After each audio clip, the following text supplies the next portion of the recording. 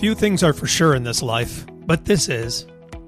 If we live for any substantial amount of time, we will encounter grief due to the loss of a loved one. Not something any of us ever want, and we all handle it differently. This podcast is to feature those who have done purposeful and meaningful things through their grief. These people featured on here are normal folks, just like you and me, who were thrust into a place they never wanted to be in their lives. A painful place. As they moved through their pain, they realized that something worthwhile, something for the greater good, could come out of the unthinkable. I'm sure that none of them would ever consider themselves to be a hero, but when I searched the definition of the word hero, I found this: a person who is admired or idolized for courage, outstanding achievements, or noble qualities. And that fit. And so it's my privilege to bring you the remarkable stories of these heroes in grief. Hi, everyone. This is Tom, your host for the Heroes in Grief podcast, and the response has been incredible so far, and I want to thank you for that. It's getting out to people, and they're letting us know that it's helping them, and that is what it's all about. I want to make you aware of a way that you can support this podcast without having to spend 1 cent, and that is through affiliate marketing. I've set up affiliate marketing for online shopping. If you do online shopping, then I have links to all the major retailers, most of them anyways, and I can provide them for you so that when you buy online through those links, you'll help support the podcast through the percentages that we get. It doesn't cost you anything more. You just shop like you regularly would on the sites that you love. It's very easy. All you have to do is shop. And that's it. Just let me know the links to the places that you want to shop at, and I will provide the affiliate links so that you can do it. If you want more information on this, you can go to heroesandgrief.com. It takes you to the Linktree page where a video explains it in a little more detail. But you can always email me at tom@heroesandgrief.com, and I can answer questions for you. But you can support the podcast that way, and it's very easy, very simple, and it doesn't cost you a cent. Isn't that great? Thank you. Now here's today's episode. Hello, everybody in the Heroes in Grief audience out there. Good to have you with us again today. You're joining in a conversation with DeeAnn, DiMeo, and myself. DeeAnn is a friend from our area right here in Western New York. Are you in Niagara Falls, DeeAnn? Grand Island. Grand Island.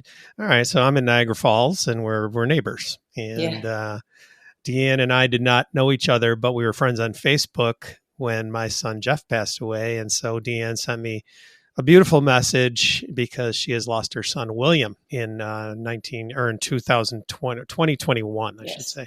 She sent a beautiful message in it, and with unfortunately a lot of people who sent me messages who have lost children. And so it was shocking to see and hear. Actually, you did follow up even in April. I went back and looked at the messages, and so you wanted to know how I was doing and everything. And so we enter into this club together, and everybody just, you become united so tightly all of a sudden and everything, right? Yeah. So DeeAnn's going to tell us her story and the things she's done since. DeeAnn is a vocalist locally here, a jazz vocalist, and I'm a vocalist as well. So we're united on that front too. And we've talked a little bit about how we feel about all of that since this happened to us. So maybe we'll get into that more. We'll see. We've been talking off mic here for a little while. So we'll see what happens. But DeeAnn, if you wouldn't mind, I mean, as much as you want to share, sometimes I have people share the grief story and what's going on and, everything surrounding that and how it led to the other things that you're involved in and doing. So, about yourself maybe, and then the story, if you like. Okay. William was 23 and he just graduated from UB. He went to, he was in RLTC and then he transferred over to UB.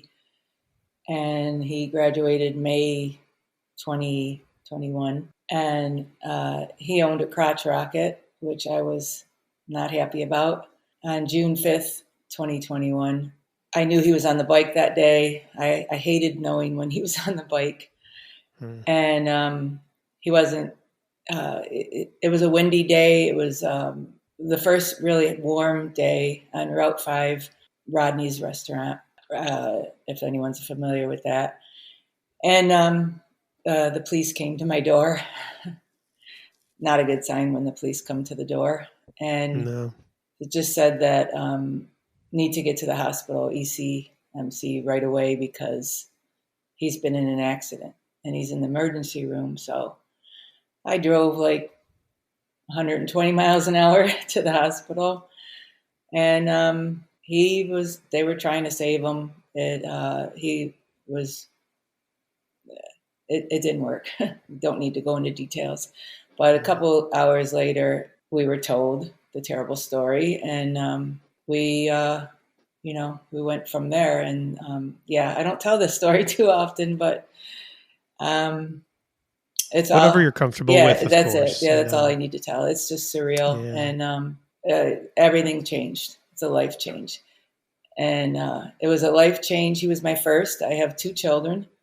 My beautiful daughter, Gracie, is 24 now, and my son was 23, William. And he was a life change for me because he was my firstborn, and he's a life change again.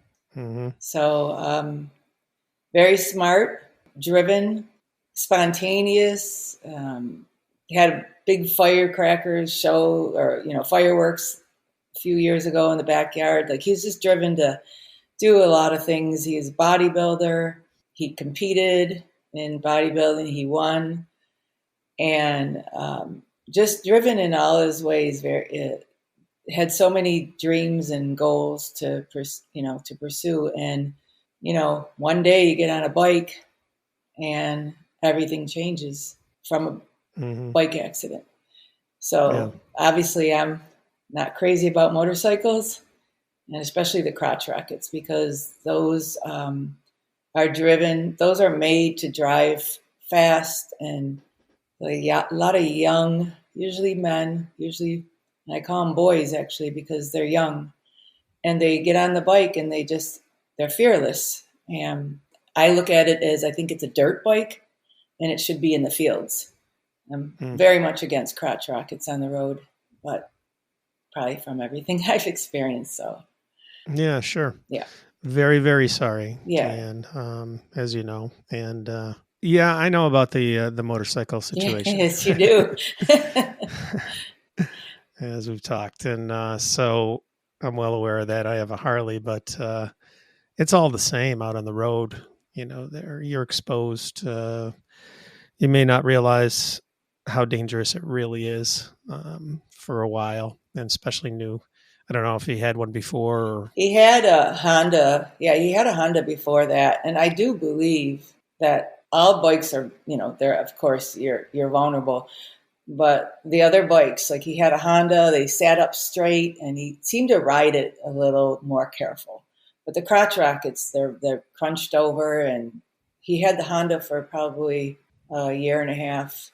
The crotch rocket, it was brand new. He just got it in October of 2020. So he had very little experience on that bike, and he was riding with his cousin, my nephew, and another friend, and they were definitely more experienced on the bikes. And my nephew said it was a spirited ride, so you just think that nothing's going to happen. So yeah, it's hard enough just cruising, yes, and being worried about what's going on around you, but to have that speed.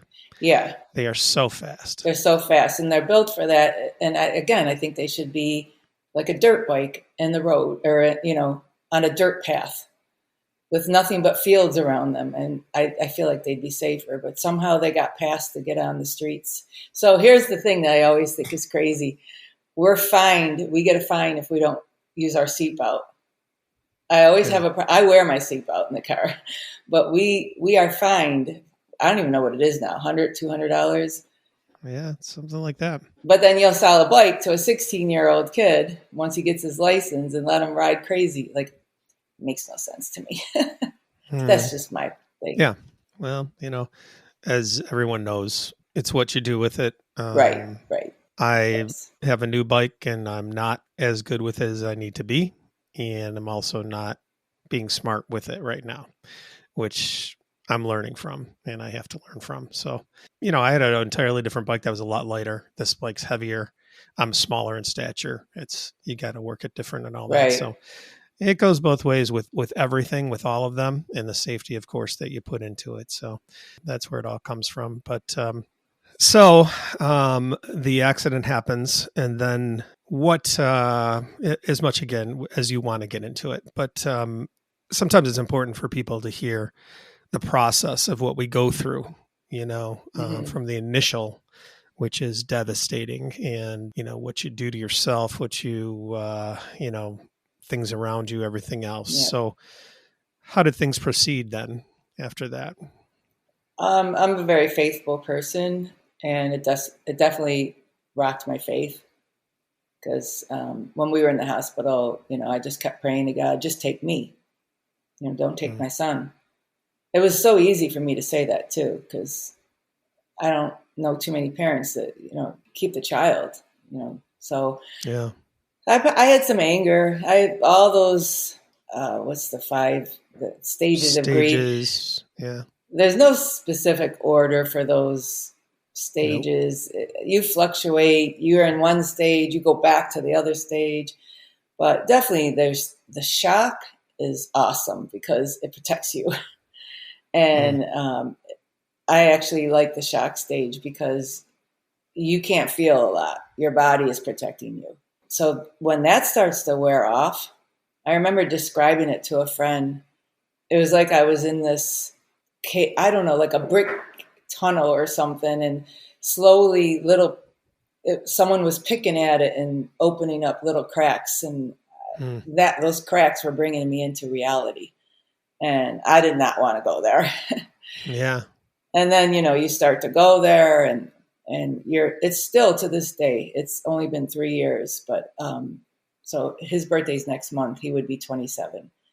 And it feels like very surreal still. It hits you. I'm not in that full shock anymore, obviously, but it hits you that, wait, is this true?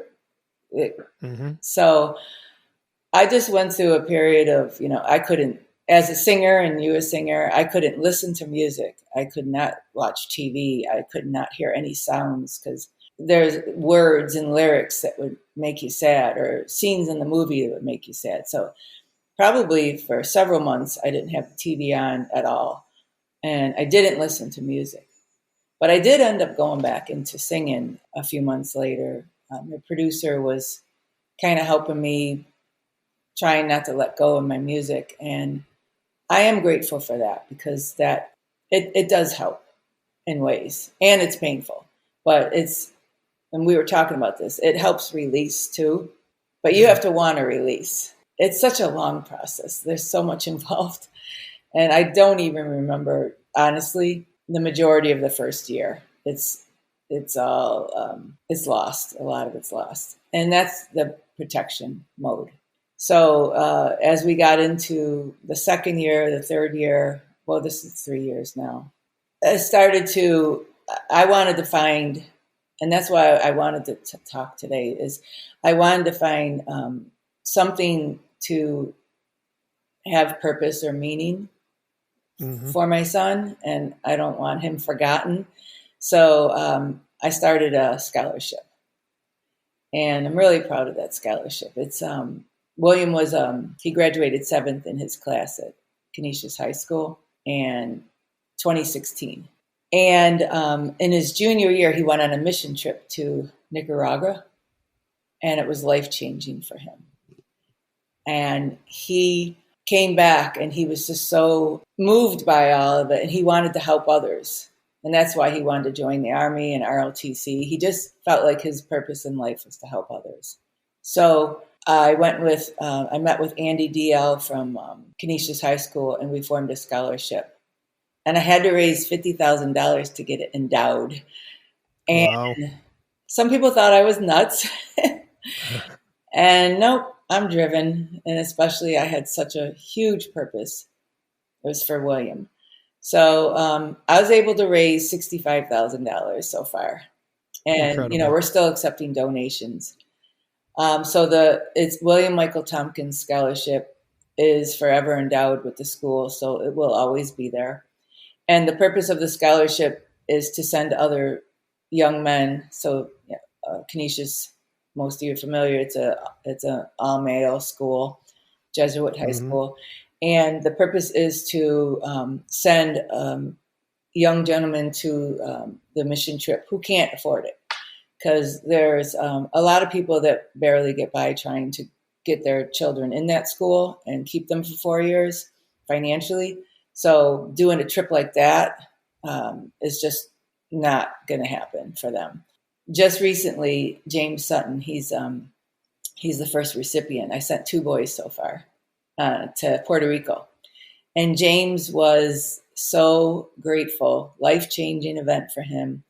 And Pete Gallivan did a story on William a couple years ago, and then he followed up with James just recently and discussed the whole scholarship and what happened and how much he's learned and how much it's driven him to have purpose in life, to help others. So the scholarship, it's all good. And that's what I'm really proud of through this whole tragedy. Yeah, that's a wonderful legacy. Yes. That is incredible. Yeah. So how does the scholarship work? Does it, once you raise that initial, what funds it the rest of the way? Is it the school, the foundation? How does that work? Once it's endowed, it goes into what they call it. It grows. And, the way our stocks grow, it just continues to grow every year. And that's what keeps it growing. And also any kind of donations that, that others give. So it's always available to donate to it, but it's definitely they've taken it over and it's continuing. It'll probably grow. Right now we're at 4%, 4 or 5%. We're doing well on our stocks. That's how that will grow. Okay. Yeah. Nice. I don't technically say it correct, but so yeah. Yeah. I know that you, hearing about that from you early on was one of the catalysts in starting this podcast. Because, I started hearing about a lot of people doing wonderful things. And you being local, even though we didn't know each other, and being vocalists locally and everything, I just felt a connection there. Even though I think I did respond to both of your messages, but, like you said, it's such a blur. And, I was noticing everything that's going on, and I did see that. And then I heard from some other people about things they were doing. And I just thought, this needs to be out there. It needs to get out there. That's the whole purpose of this podcast.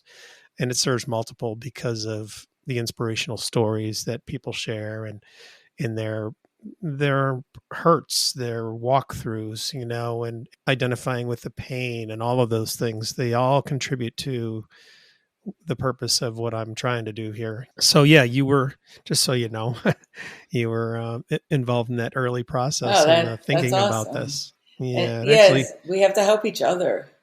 Yeah. I think what you do is amazing.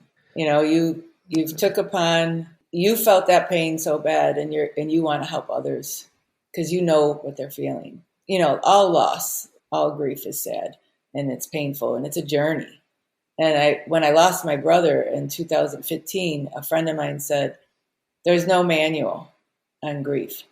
There's no rules.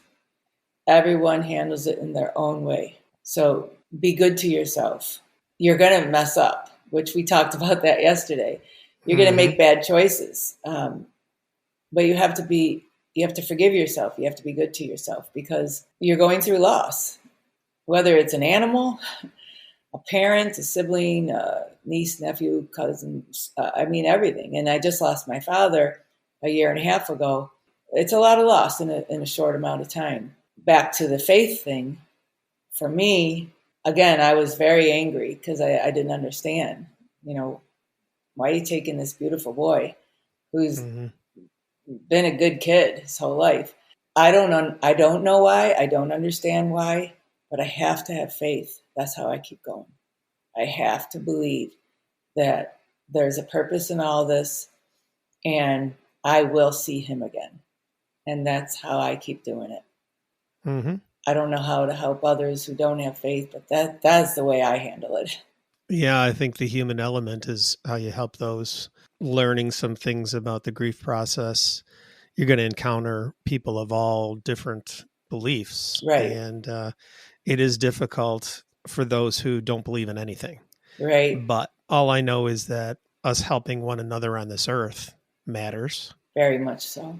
And if you can love and you can help others, then that is part of maybe their process, where they realize that satisfaction, because I think that's a human ingrained element that everybody can feel and identify with. So try to encourage them that way. But faith is very important. Your belief in the afterlife and that, I of course have that as well. So it's all powerful, and the foundation. That's great. What a great story and a great accomplishment. So we talked also a little bit about your musical journey and what's been going on with that. Is this your second album that just came out now? Third. Is that third? Yeah. I have 2 singles and 3 albums. Okay. Excellent. Yeah. And this one it wasn't finished yet, and you wrote a song about William? So did you? I did write a song about William. That's just recent, and that's not on the CD. Okay. I actually have it on YouTube. It's called William's Song, of course. Mm-hmm. It's about loss, but it's not specifically about my story. It's just about loss. Mm-hmm. And so it's general, so anyone that experiences loss could relate to it. But my album, I was probably 90% done with it. We were getting ready to, I think, just finish some editing on it. I don't even know exactly, but it was about 90%. And then this happened, and I couldn't listen to music. So how could I even listen to that? Mm-hmm. So everything took a break for a while. And that was 2021. So it wasn't until the fall of 2023 where I released the album. It took me that long to, try to get back in and do this and sing in the studio again and finish, some of the stuff. But You Are My Sunshine was my song I sang to William every night. And I did put that on the album. I sang that after the loss. And my producer, Rashawn O'Dowd, did an amazing job putting the music around it, the arrangement around it. It's just very subtle and very creative with strings from the BPO and other instruments. And it's just magical the way he did it. And I wouldn't change a thing. He was very important in helping me, move along with the music. And then, of course, what people say to you, because we talked about it, you, which I didn't know, work in nursing homes, which is incredible. Like, my dad had Lewy body dementia, and he was an amazing singer. So he would be in his world because Lewy body's a terrible dementia. You have hallucinations, you see things, you see people, they talk to you. And so he'd be in the middle of all that. And he named the leader of those people that were talking to him, Charlie. So Charlie would say things to him, and he'd get upset with Charlie. And I would start to sing. My first album has 2 duets with my father on it. Wow. And Unforgettable and Fly Me to the Moon. So I would start, fly me to the moon. And he'd come back in, and let me play among the stars. Oh, awesome. Charlie and the gang were all there doing their thing. Man, as soon as I started singing, he'd join in. And I'm like, music is amazing. Not only did he love music, but he was a singer, so even more. And what you do, and I was thinking about this when we talked about it last night, I would love to see you get back in that someday, and I'd love to join you, because those are beautiful adults that are young. They used to be young and had lives, and things have happened, and then they're in a place, and they know that's the end for them. But when this younger energy comes walking in and starts playing music that they love, you lift their spirits so high. I was thinking about this last night. Yeah. Because that's what I did for my father. Yeah. And it's very true. What DeeAnn's referring to is that I was a full-time vocalist and musician in the area, and I did nursing homes and care centers on a regular basis during the daytimes. And so there was this one time when somebody asked me, is that like any other job? You do music, and, is it like any other job? And I'm like, sure. I'm sitting at home, and I might have to play at 2:00, and I'm like, I don't feel like going, Yeah. And this one day it happened like that. And then I go to the place and I sang. And this woman comes up to me and she's just telling me how much it meant to her. And I was like, you are such an idiot to think that way. I was like, you could be in this place right now, and it changed my view that day. And so every other time I was so appreciative. And then I was also thinking about our discussion yesterday and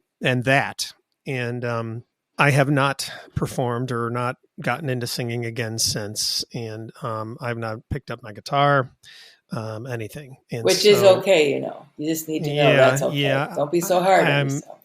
Yeah, I'm not ready. I know people don't understand and that's fine. But I think part of it is that, and I think you talked about this a little yesterday, was that I don't feel that I have the joy in my heart, right, to perform like that and to do what I did, because I did want to bring that energy and that joy that you talked about to them. And I just, part of it maybe, and maybe you raised my awareness on this too, that I might not feel deserving of that, in some way. So that's something to think about and I need to process. And like you said, this is so organic, this grief process, that it brings these things out at different times. Perhaps that's something I'm realizing right now. I don't know, but working through that too. So I appreciate that from you, because it's a lot to think about. And I certainly want to help others. That's my whole heart now, and my heart to love others. And which you're doing. Well, yeah, I hope so. That's all I can say is I hope so. Just putting it out there. That's about it. Yeah, no expectations. Not your plan. This wasn't in your journey and your thoughts to be doing a podcast and talking to others who are in this club. Yeah. But right now, if this is what you're supposed to do, the music will come back if it's supposed to come back. I always, every day, and I get, I'm honest with God. Okay, God, I'm really mad at you today because I got to get out of bed and I don't want to. I just wish we can go back and before this happened. So now, God, your will, not mine. I don't understand, but it's your will, not mine. So what do you want me to do today? Where do you want me? Please use me for some kind of purpose. Like, why am I here as a human being in this life? I don't want to just exist. I need to connect with people and help people. And you blessed me with a voice. So do you want me to use it? And how do you want me to use it? So right now I'm using it through, I released the CD. I'm working with a publicist, Tom DeeAnn. I just decided to go full force and try to pursue more music and help others and tell my story, and that you have to keep living, because if it's not your time, it's not your time. And you just have to keep living. And that's very hard to do when, my son grew inside of me, and mother's grief is different than a father's grief, and they're all painful. But I remember him kicking inside of me, and I remember him making my back go out, and I remember him making me sick to my stomach, and then, breastfeeding and all that stuff. But God's purpose somehow it was his time, and it's not my time yet. So while I'm still here, I have to choose to live, and it's really a choice. Yep, it is. And there's a purpose. We have a purpose here. Yep. And so as the more I learn about the afterlife and believing in that, and it's firmly planted in me. And then people are like, well, why don't you just want to go there? And some choose to do that. But I think from what I've learned that the spirit world lets us know that our purpose is meant to be down here. And we're not just supposed to go back there. There's a reason why we are here and why we've experienced what we've experienced. And as rough as it is to think that, we have to believe that and put it to good use. That's what I look at it as. It's changed me dramatically, internally. Everywhere. I wish the good things that have come out of the change would flourish even more, because I'm not quite where I want to be yet. Still fighting with that year and a half. That nasty old self. Still fighting with that. Oh yeah. I'm a year and a half ahead of you, and it doesn't see, people think, are you better now? Because people don't understand, and I don't want them to understand. I never want anyone to understand this. Right. they say things that are a little painful at times, but their intentions are good. But are you feeling better? You got to smile more. You got to get out there. You got to live. Well, yeah, I'm doing the best I can, one day at a time. Mm-hmm. And yeah, it's one of my favorite responses to people. How you doing, Tom? I'm doing the best I can. Yep. And that seems to cover it all. So, yeah, we've talked before, you got grief friends that you can share with, and, the inner feelings and things. And then being in the public, is a whole different thing. And, people don't want to hear about that all the time, but no, because it's too painful for them to even imagine. Yeah. I mean, just to give an example, when I lost my brother in 2015, my dad was still alive. So my parents obviously were devastated. I was devastated. It was the first really close loss for me. And it was a sudden loss. Sudden death is my son and my brother. They're not, those are terrible too. I couldn't handle watching my father suffer and my mother. Mm-hmm. So when my dad would start to cry, I tried to change the subject. I tried to make him happy. I look back at that and I was like, you did exactly what people are doing to you. Because you can't stand to see them sad. So you're trying to fix it.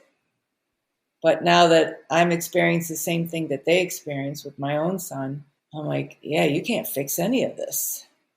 But people unintentionally, they're really trying hard, or intentionally, they're trying hard to help you because they just want you to feel better. Mm-hmm. Yeah. But it's unfixable. It's a process, a long process, just to keep moving and take it one day at a time. That's definitely my secret there too. When I try to look into the future, I don't know if this works for you, but I try to look into the future and I get really overwhelmed and saddened because when I look into the future, I was seeing him getting married and having children, and I'm grandma and I'm going to be doting all over them, and none of that's happening. So I'm like, DeeAnn, just get through the day. And then in the beginning, I remember in the beginning, just get through the hour. Right. Just get through the minute. Moment by moment. Just exist and breathe. Yeah, moment by moment, hour by hour, day. And I'm still on the one day at a time. Sometimes in the middle of the day, just get through the afternoon. I heard somebody say once when I was early on in this, and they said, yeah, I'm in my, I don't know, 50th year or whatever. And it's gotten harder. And I was like, oh my God. Yeah. What is that? When I was early on and I'm thinking, I'm not going to make it. There's no way I'm going to make it because for it to get harder than it was. Yeah.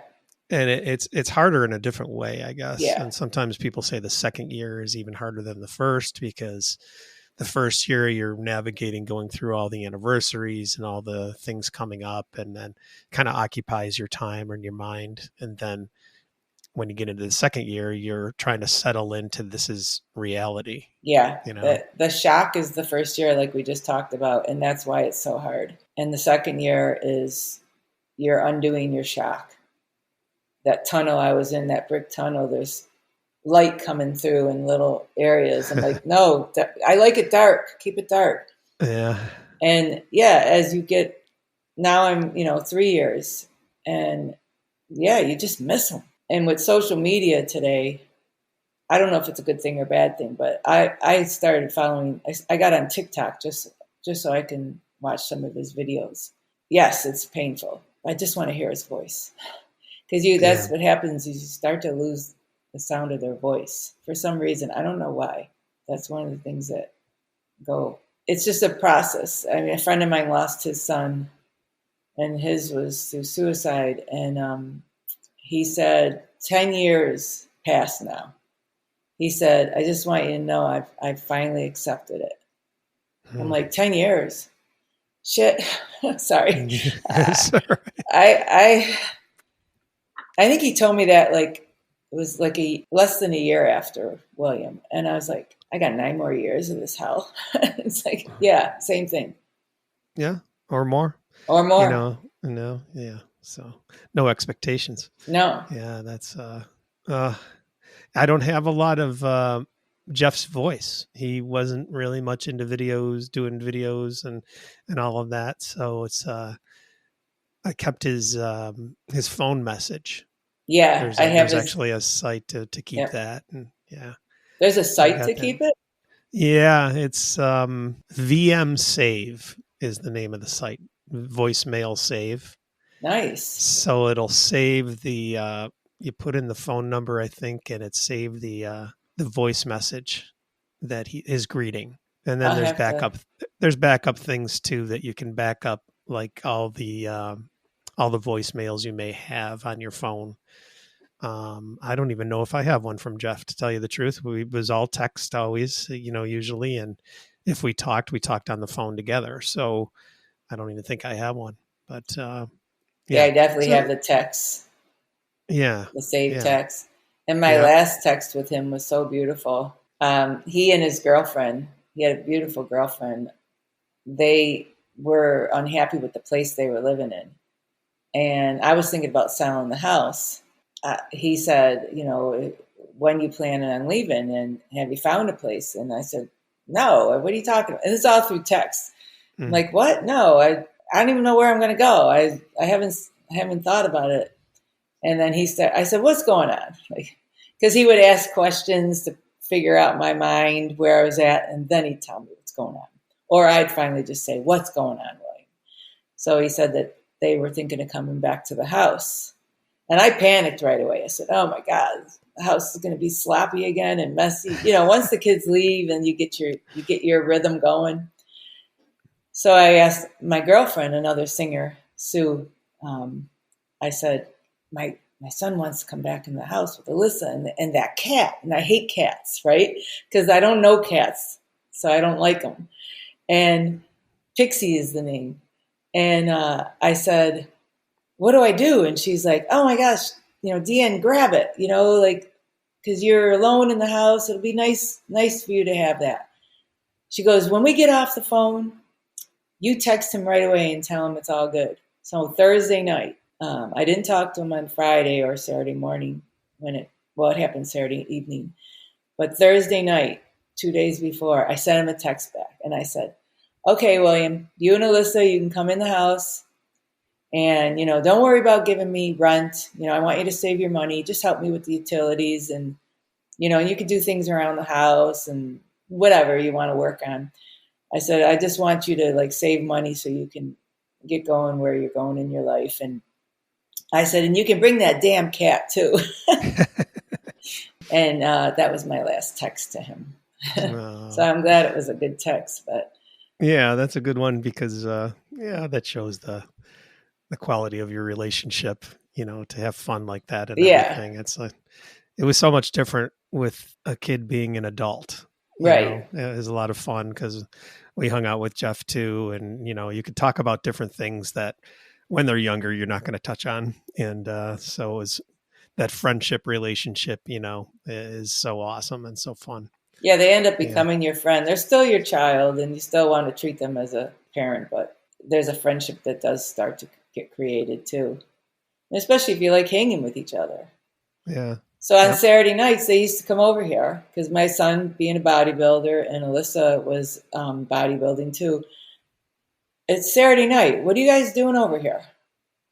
You're hanging out with Mom because we don't want to go to the bars and we thought we'd come and visit and, so, okay. So we'd watch a movies of their choice most of the time that I didn't like. What are we watching? But just spending time together. Treasured times. Yes. Treasured times. Yes.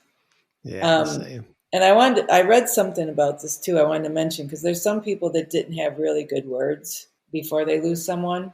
And I read something about don't focus on your last words. Focus on all the words that you had before that.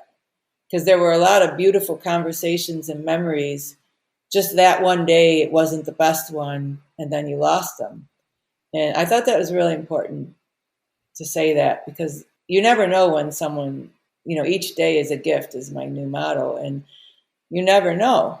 So if you did have words that weren't so pleasant, don't focus on those. Right. Focus on the good stuff. Yeah. But the thing on the whole, that's a good thing to keep in mind in relationships in general, I think, Yes. If crosswords or things happen and it's like, well, let's look at the whole picture here, These very, very good words. So the album's out or it's coming out, your album? Oh, it's out. So I released it in the fall of 2023 and I got radio airplay throughout the country through New World and Jazz with Neil Sapper is his name. And that campaign just ended. And working with Tom Estee for, my publicist and getting in different magazines and articles. And it's something to keep me busy and focus. Yep. And I always feel like William's driving me to do it because he used to say to me, Mom, no excuses, just do it. And he used to say that to me, mainly in the gym. He used to say that to me. I use it in life. So no excuses, just do it. Didn't you get into some bodybuilding as well? So he took me to, it's E Sport and now it used to be LA Fitness in the falls there. And he's like, come on, Mom. Because I've always been athletic and gymnastics and walking and biking and all that. So I went to the gym and he took me there a few times. And then he's like, Mom, you're not working out. Well, I got no excuses, Mom. And my back hurts and I'm older. No excuses, Mom. Just do it. So then we went to Kenmore Barbell is where he did his internship with his degree at UB. He trained me there once. And the joke is I'm on the bench and I'm doing a bench press. And, you lift your arms up, right? And I'm going like this, like a cheerleader. I'm lifting them out. He just put his head, on his head. And he's like, oh, my God. I said, what? I just can't believe you don't know that. I said, is this the way you talk to your other people you're training? But no, of course he wouldn't. I'm his mom. So then time passed again, and I ended up going back to Esporta. And 3 weeks before the accident happened, I joined the gym. And I told him, I said, William, I'm doing good. I have a trainer, and I'm going to stick with it. He's really proud of me. So then after that, I couldn't go to the gym as well as I couldn't sing and listen to music. I couldn't go to the gym for a long time. And I ended up going back in February 2022. So 8 months later. And the reason I went there is I went to Kenmore Barbell to ask them to donate to the scholarship, since that was the gym where William was. He was in many gyms. And they ended up doing a fundraiser there, and we raised $5,000 at that Fantastic. Gym. So then I was like, I think I'm going to train. So I end up training and joining. I end up competing. Really? Yeah. I got a medal. Awesome. Yeah. That must have felt great. Oh, it was crazy. In honor of William, that must have been awesome. You must have just... It was crazy. I loved it. And, my PR, my personal record for deadlifting was 215 or 220, something like that. I don't remember the exact number. Yeah. Yeah. Wow. So I still train now. One of William's old trainers, Aaron Newman, Body by Newman. I go there 3 days a week and train. It feels very healthy for my mind and my body. Mm-hmm. And a good connection to William. Very. So they have a picture of him up in the gym and because he actually trained there that morning. He trained there of the accident. So of course they were all in shock. Yeah. Well, DeeAnn, you are, I'm glad we didn't even get much into this, but as far as the music goes, but you're an award-winning vocalist locally here, right? And I love that we talked on this different level. That's something that kind of, we were talking yesterday, it's kind of irking me, the status we're kind of put at as singers or whatever and that kind of thing. And I love that we can connect on this more human level with this ridiculous club that we're in. And, I think that connection was meant to be there from the beginning. And so that's why, you felt led to connect with me and all the things that have kind of happened, fallen through from all of that. So it's been a good couple of days of conversations here with you for sure. And so. Yeah, I was curious how you were going to handle the music too, because it was very hard for me to get back into it. And again, it's just, if you feel ready, give it a try. If you give it a try and it doesn't work for you, there's no rules. Yeah, everybody's got their ways. I know a musician who played either the next day or the day of losing his child. I actually know a musician that did that too. I don't know how. No, I couldn't even. I actually hyperventilated the next day and had pain in my heart and everything because I was out of control. Like, I don't. But God bless him, Yeah, everyone handles things different. That just proves it right there. Yeah, right there. And so I wrote the song for William. I wanted to tell you, and it's called William's Song. But when I lost my brother, I wrote a song, Everybody's Got a Story, and that's on my first album. And what we were just talking about, it's like you have no idea. When you meet people, you have no idea what path they're on. You don't know what's going on. So the song is about just be kind, listen to each other, and because you don't know what's going on. When they snap at you, you don't know why they're snapping. It's nothing to do with you. Most of the time, it's something in their own life. So everybody's got a story. Yeah. And I'm glad that that's changing in me. I'm not going to say totally changed, but it's changing because I was very judgmental of people and impatient with them. And I feel that that's really being transformed in me. And I'm glad because of that exact reason. Nobody knows. Obviously, the impact of something like this happening to you just puts you in that place and says, or can put you in that place. So, yeah. Fantastic. DeeAnn, thank you for doing this. I appreciate it very much. And it's been a pleasure to really get to know you instead of just Facebook friends, Yeah. So, I mean, I was apprehensive and a little nervous, but hopefully some of the words will help because it's hard to talk about your loss, obviously. And some people don't talk about it at all. And some people talk too much, but there's no rules. No rules. No, I think it was good. And I like just us just having a conversation about it and sharing because we're learning from each other too, which is great. So that's all good. But thanks again. I'll get the links of your stuff and then I'll make sure that it's in the show notes and everything. So people can look you up. And I'm sure some out there want to hear your music and everything so they can find it there. All right. And it's my father's birthday today. Oh, happy birthday. What's your father's name? Dad. What's your father's name? Dempsey is his nickname, but Frank. Dempsey. Frank DiMeo. Happy birthday. Happy birthday, Dad. Oh, that's great. So I appreciate you having me. Thank you so much. And I appreciate what you do and don't take for granted what you're doing here. This is amazing work, what you're doing. You're doing God's work. Thank you. And we'll talk soon. All right? Yes. All right. Thanks again. Thank you. Bye-bye. Bye. Thank you for listening to the Heroes in Grief podcast. If you'd like access to any of the links that we discussed in today's show, you can find them in the show notes. There's also a link there to support the podcast if you care to.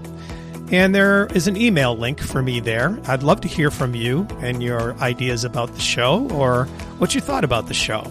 You really can help out this podcast to get to more people if you subscribe, rate, or review it in whichever way your platform provides.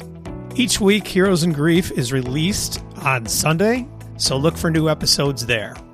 Thank you again for listening to Heroes in Grief.